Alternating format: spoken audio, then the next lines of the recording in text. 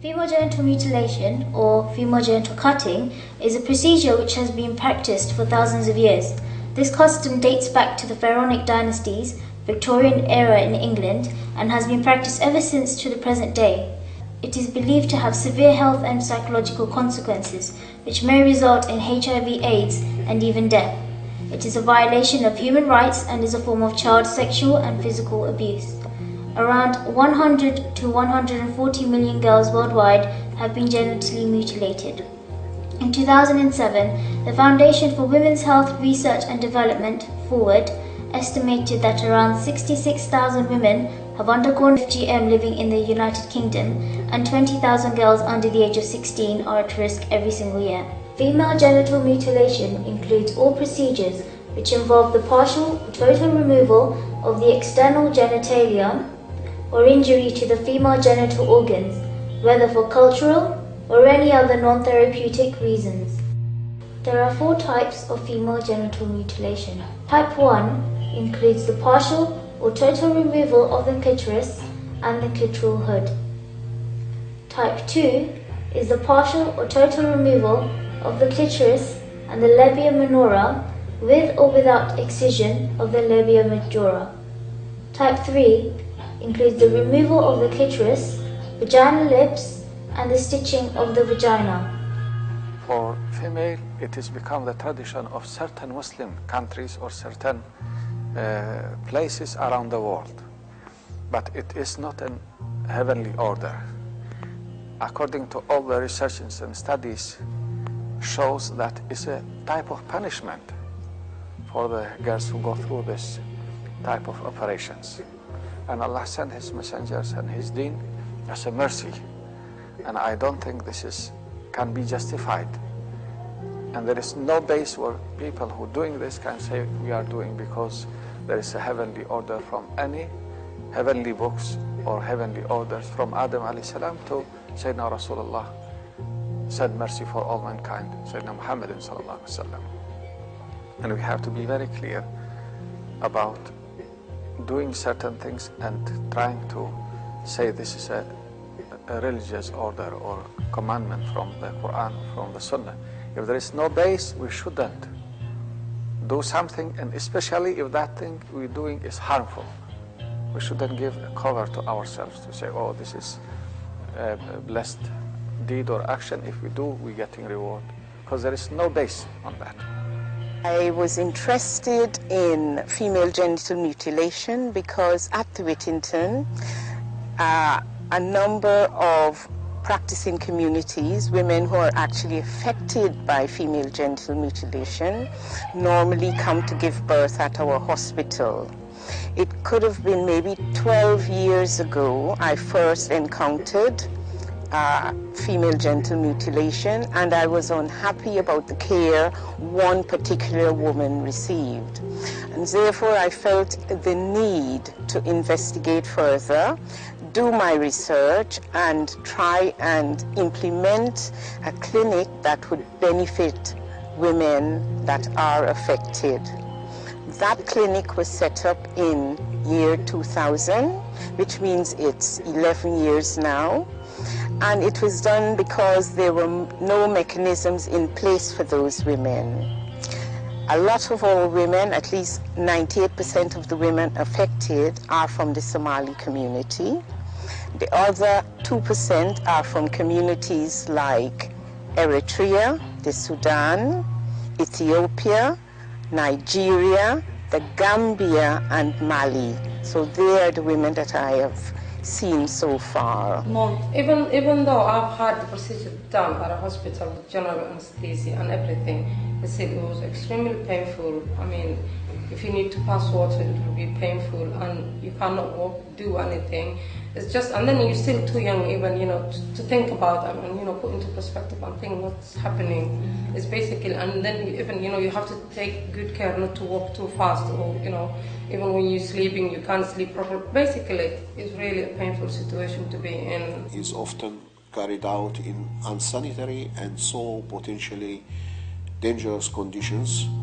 Razors, blades, scissors, kitchen knives, and even pieces of glass are used. often on more than one girl, which increases the risk of infection without anesthesia. Some girls die as a result of hemorrhagic septicemia. Septicemia is the poison of the blood. And also from shock, infections and scarring can also lead to a long-term urinary and reproductive problems.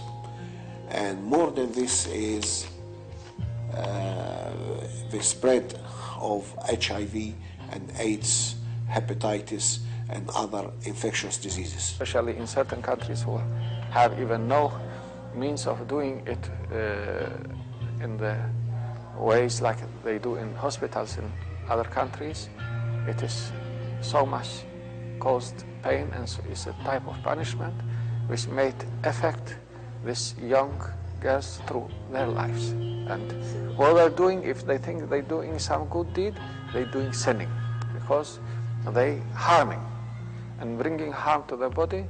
Body is something, is holy for you, amana.